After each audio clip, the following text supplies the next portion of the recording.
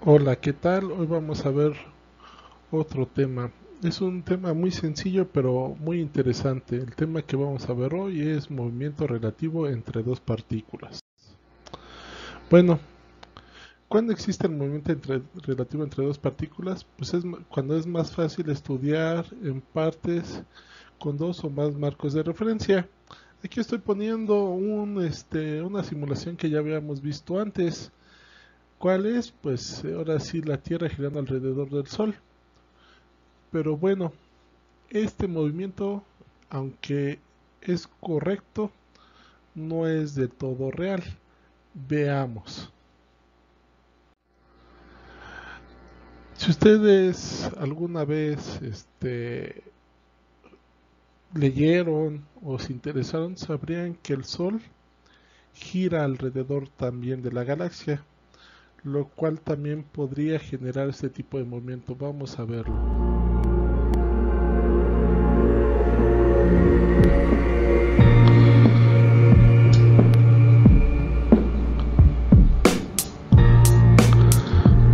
Ese es el modelo que nosotros tenemos contemplados. ¿Sí?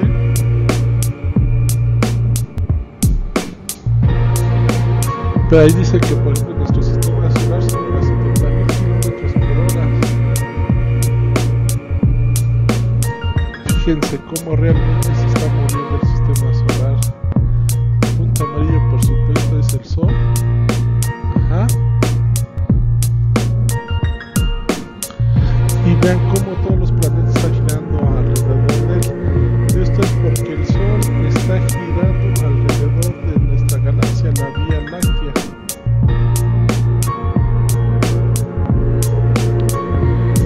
Y bueno, el Sol está arrastrando pues ahora sí a los planetas. La trayectoria de los planetas, pues por supuesto es la línea azul.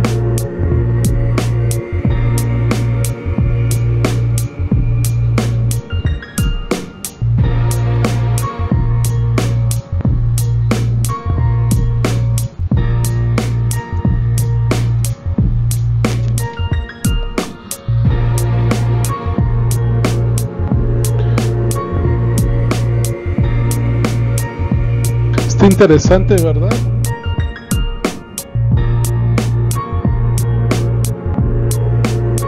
Bueno, pues ese movimiento es viéndolo desde otro marco de referencia, o sea, hace un marco de referencia en el centro de la galaxia.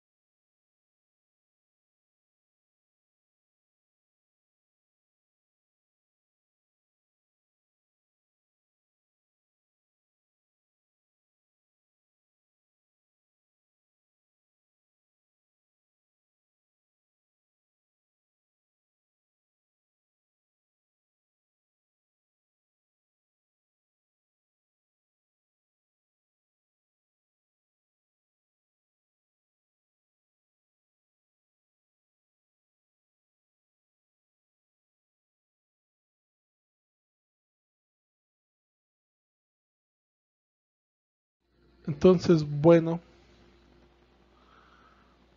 ¿cuál movimiento será el correcto?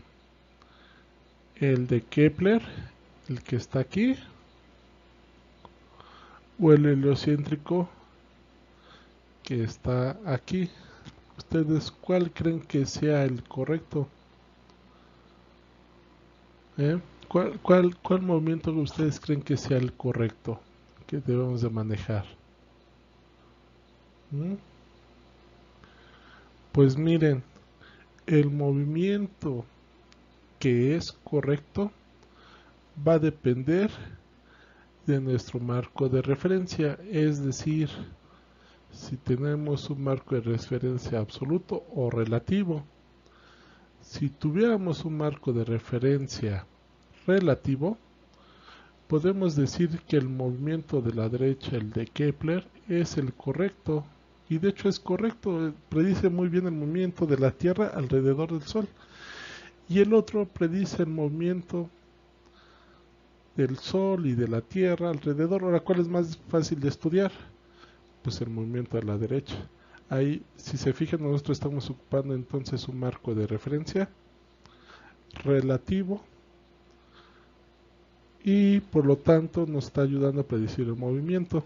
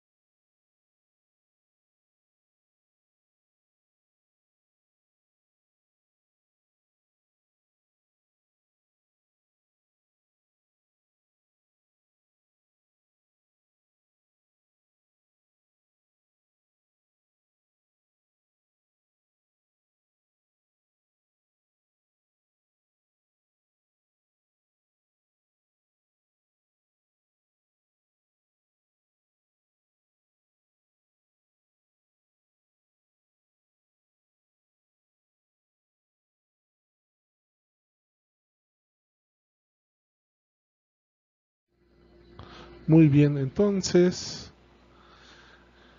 aquí estoy marcando el marco de referencia cómo está para hacerlo conforme a Kepler. Y si estamos ocupando, y también este es un marco de referencia, digamos, relativo, porque si lo estamos viendo desde el centro de la galaxia, ocurre como el modelo heliocéntrico del sistema que habíamos visto anteriormente.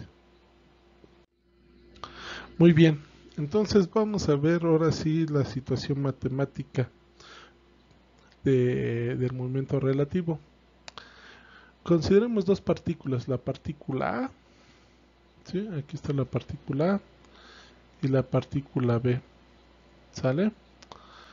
Y tenemos dos observadores, el observador fijo, aquí tenemos el observador fijo y el observador en traslación, o sea, se está moviendo, pero este observador en traslación, fíjense, se está moviendo al mismo tiempo que la partícula, es decir, tenemos dos marcos de referencia, el X, Y y Z, ok, el X, Y Z, ¿sí?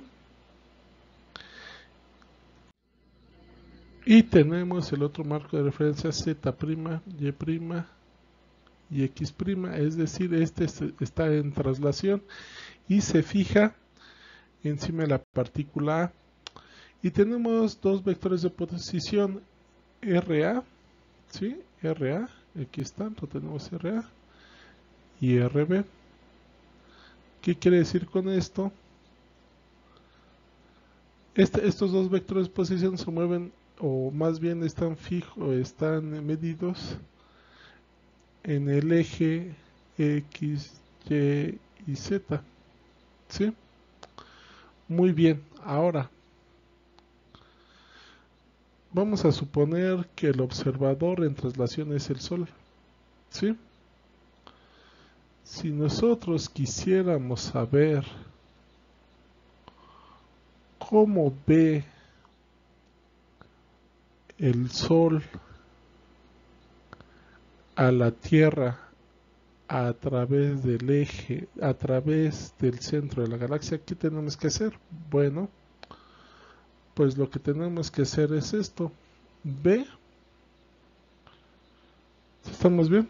B, ¿qué va a ser? Va a ser el Sol. Perdón, B va a ser nuestro planeta Tierra. A va a ser el Sol. Y este punto que está aquí va a ser el centro de la galaxia. Entonces, muy bien. Si queremos estudiar cómo se mueve esta partícula B, si estamos bien, con respecto al Sol, nosotros tenemos que hacer esta suma vectorial, ¿sí? RB, si se fijan, ¿sí? Es este vector que está aquí. Ese vector que está ahí, ajá, RB, tiene que ser el resultado de RA más el vector posición de B, ajá, de la partícula B, con respecto a quién, con respecto a. Y así es como podríamos obtener el sistema heliocéntrico.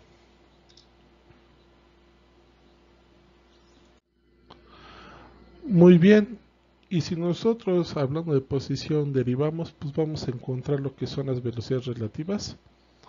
La velocidad de B es igual a la velocidad de A más la velocidad de B con respecto a. Acuérdense, el subíndice es de donde nosotros lo estamos observando, o sea, estamos observándolo aquí. Y lo mismo para las aceleraciones, si derivamos la velocidad, pues ahora va a ser la aceleración de B es igual a la aceleración de A más la aceleración de B con respecto a. Muy bien, vamos a ver cuáles son las estrategias para la solución de los problemas. Cuando se aplican las ecuaciones de velocidad y aceleración relativas, primero se tiene que especificar la partícula A, que es el origen de los ejes trasladantes, o sea, X', Y', Z'. Por lo común este punto tiene una velocidad o aceleración conocida. Ahora, muy bien, Como la adición vectorial forma un triángulo, cuando mucho debe de haber dos incógnitas representadas por las magnitudes o direcciones de las cantidades vectoriales. O sea, en estos problemas, cuando mucho nada más debe haber dos tipos de incógnitas. Y ok, estas incógnitas se pueden resolver gráficamente por medio de trigonometría o al descomponer cada uno de los tres vectores en las componentes rectangulares o cartesianas, con lo cual se genera un sistema de ecuaciones escalares. Veamos cómo vamos a aplicar esto. Muy bien, vamos a ver este problema. Muy bien, vamos a ver este problema. En el instante que se muestra en la figura, los automóviles A, este es el automóvil A, y el automóvil B, ¿sí?, viajan con una rapidez de 18 metros por segundo. Ok, este es 18 metros por segundo y 12 metros por segundo. Este está viajando a 12 metros por segundo, respectivamente. Asimismo, en ese instante A experimenta una desaceleración de 2 metros por segundo al cuadrado. Aquí está. Y B tiene una aceleración de 3 metros por segundo al cuadrado. Determine la aceleración y la velocidad de B con respecto a, o sea, vamos a ver cómo ve este auto, a qué velocidad va este. Ok, si se fijan, en cierta forma es un problema, digamos, lógico, porque en realidad este auto está metiéndose a la carretera, a la autopista. Entonces, ¿qué tiene que hacer este? Este tiene que acelerar, mientras el otro se tiene que frenar un poco para dar o evitar el choque del auto. Ok, muy bien. Tenemos que fijar dos sistemas de coordenadas, el fijo y el trasladante. El fijo lo podemos poner en cualquier parte, aquí está, por ejemplo. Pero el trasladante ese sí, acuérdense, lo tenemos que poner en la partícula desde donde vamos a ver nosotros el movimiento. Por ejemplo, en este enunciado dice, determina la velocidad de aceleración de B con respecto a. ¿Qué quiere decir? Que nosotros en el momento que dice con respecto, el eje relativo lo vamos a poner en la partícula A, o sea, aquí. Muy bien, de la anterior conclusión lo que podemos ver es que nosotros sabemos que la suma vectorial del vector B, de la velocidad de B, la velocidad de B es igual a la velocidad de A más la velocidad de B con respecto, la velocidad de B con respecto a. De aquí sabemos que pues tenemos este vector, el vector B de la velocidad de B y el vector de la velocidad de A. ¿Qué nos hace falta? ¿Qué nos hace falta? Pues de hecho este es la incógnita que nos están preguntando el problema. Queremos saber la velocidad de B con respecto a y la aceleración de B con respecto a. Muy bien. El marco de referencia está aquí. Y positivo es hacia arriba y X positivo es hacia la derecha. Muy bien. Para la velocidad de B, que es este que está aquí, podemos ver que la velocidad es de 12 metros por segundo. ¿Sí? Y este está apuntando hacia dónde? Hacia abajo. Entonces tenemos que la velocidad de B va a ser igual a menos 12J. Ahora bien, para la velocidad de A, podemos ver que está en dos componentes. Tiene dos componentes. ¿Sí? Esta y esta. Y este ángulo que está aquí es el mismo que debe estar acá. Entonces decimos que para la componente en X va a ser igual a menos 18 coseno de 60. Esta, o sea, esta que está aquí. Menos 18 seno de 60. Esta que está aquí. ¿Sale? Y bueno, ustedes saben que el coseno de 60 es un medio y el seno de 60 es la raíz de 3 sobre 2. Así la velocidad de A va a ser igual a menos 9 por el vector unitario I, menos 9 por la raíz de 3 por el vector unitario J.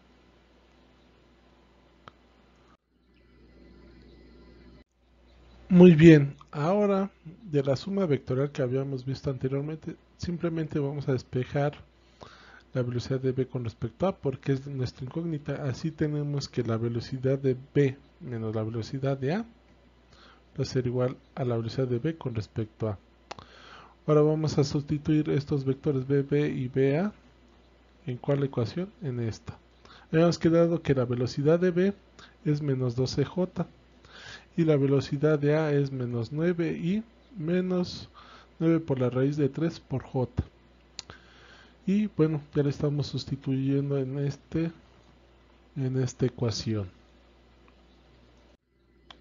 Muy bien, ahora pues como ustedes bien saben, la suma vectorial pues no tenemos que ordenar términos. ¿Qué quiere decir esto? Que bueno, para empezar vamos a multiplicar este signo negativo aquí. Entonces va a quedar 9i más 9 por raíz de 3j. Todo esto le tenemos que sumar menos 12j. Y ahora sí, lo que tenemos que ordenar son los términos. Entonces ahora va a quedar menos 9i, este que está aquí, más o 9 por la raíz de 3j que está acá, menos los 12j que están aquí. Y al hacer esta operación va a quedar 9i más 3.885j. Y para encontrar la magnitud del vector relativo, ¿qué es lo que tenemos que hacer? Pues bueno, lo que tenemos que hacer pues es ahora sí ocupar Pitágoras. Entonces va a ser 9 al cuadrado más 3.5885 al cuadrado. Y la magnitud de B con respecto a va a ser igual a 9.69 metros por segundo. Ahora bien, ya encontramos el vector relativo de B con respecto a, que es 9i más 3.5885, y sabemos que su magnitud es de 9.61 metros por segundo. Ahora lo único que queremos encontrar es que pues el ángulo θ. Tenemos que el vector B con respecto a es que 9 metros por segundo, y tenemos, bueno, 9 metros por segundo en la dirección X y 3.5885 en el eje Y. Si aplicamos la tangente θ, que es cateto opuesto entre cateto adyacente, nos va a dar que el ángulo θ de este vector relativo es de 21.7. ¿Qué quiere decir esto? Que el auto A, ¿sí?, está viendo que el auto B se está dirigiendo hacia él a un ángulo de que de 21.7. Pues si se fijan, en cierta forma es relativo, porque sí está viendo lo que se está acercando hacia él. Por eso mismo pues necesita que frenar con esta aceleración. Muy bien, ahora nos va a faltar encontrar la aceleración. Otra vez nos están pidiendo la aceleración de B, ¿sí?, con respecto a. Para esto, bueno, la aceleración de A, esta que está aquí, la vamos a descomponer. Entonces, si ustedes se acuerdan, pues va a ser 2 por el coseno de 60 para encontrar su componente en X, y 2 por el seno de 60 para encontrar su componente en Y. Sustituimos otra vez, el coseno de 60 es 1/2 y el seno de 60 es ¿qué? Raíz de 3. Y entonces nuestra aceleración de A va a quedar como 1i por más la raíz de 3j.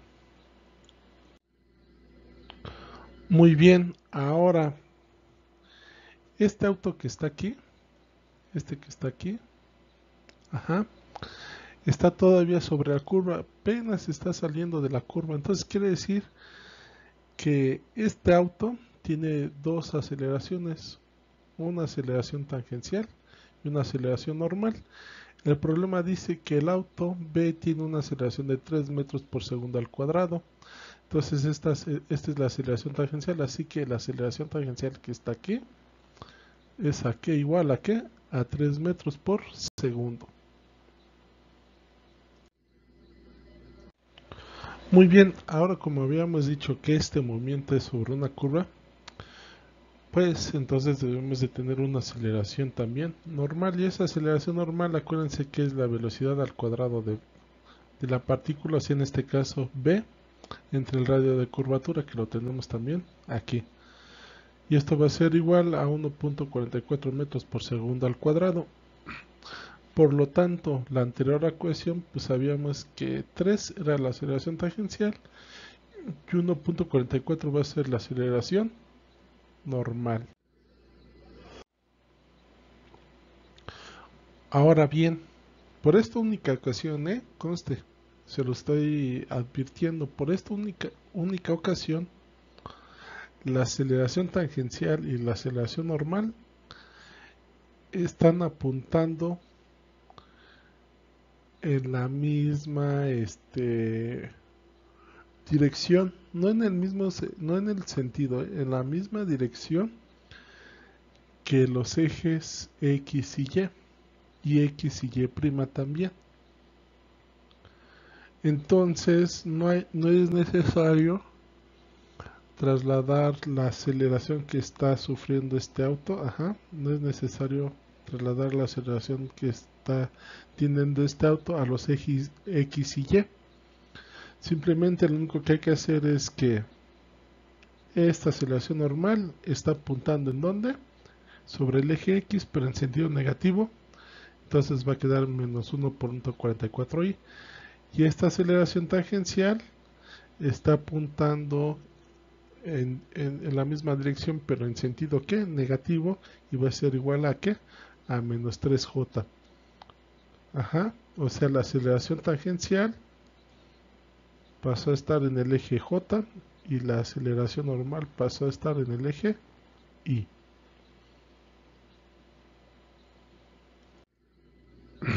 Muy bien, ya tenemos entonces la aceleración de A y la aceleración de B.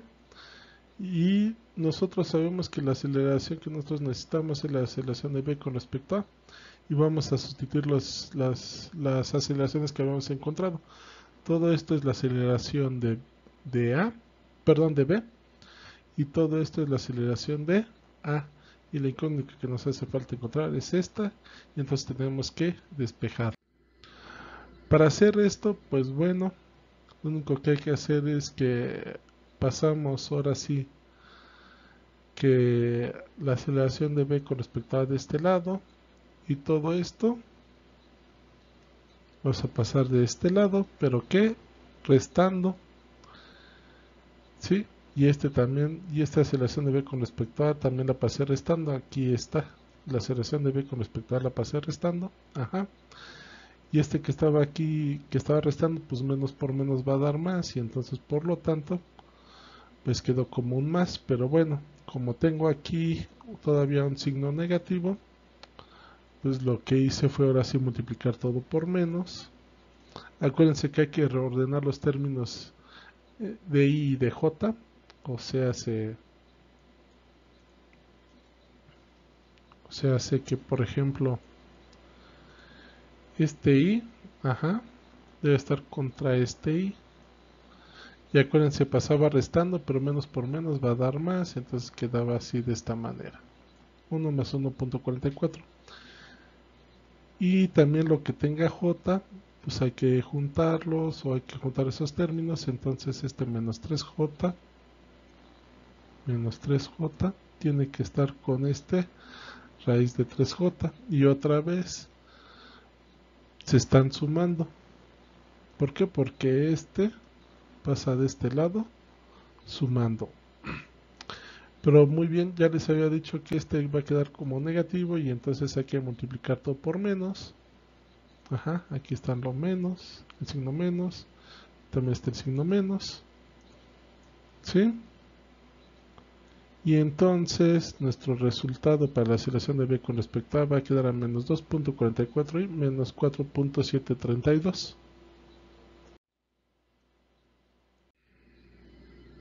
Muy bien, ya tenemos el vector B con respecto a qué es esto, pero bueno, vamos a encontrar la magnitud del vector. Ajá. Y bueno, para encontrar la magnitud del vector, sabemos que este término y este término tenemos que hacer la suma de sus cuadrados y su raíz por Pitágoras para que nos dé la magnitud, que en este caso es de 5.32 metros por segundo al cuadrado. Y también sabemos que la tangente del ángulo, en este caso phi, va a ser igual al cateto opuesto, o sea 4.732, entre el cateto adyacente, o sea 2.44, y esto nos va a dar de 62.7 grados. Y pues el vector está hacia acá, o sea, en cuanto a aceleración, ajá, el auto A, este que está aquí, está viendo cómo este se está acelerando en esta dirección, lo cual pues si ustedes se fijan es correcto. Este tiene que frenarse y este al contrario tiene que acelerar para que no estos dos autos no choquen. Entonces mientras el auto A, ajá, se frena, este se está frenando, el auto B está acelerándose, entonces por otro lado está viendo en términos de aceleración como el auto B se está alejando del auto A.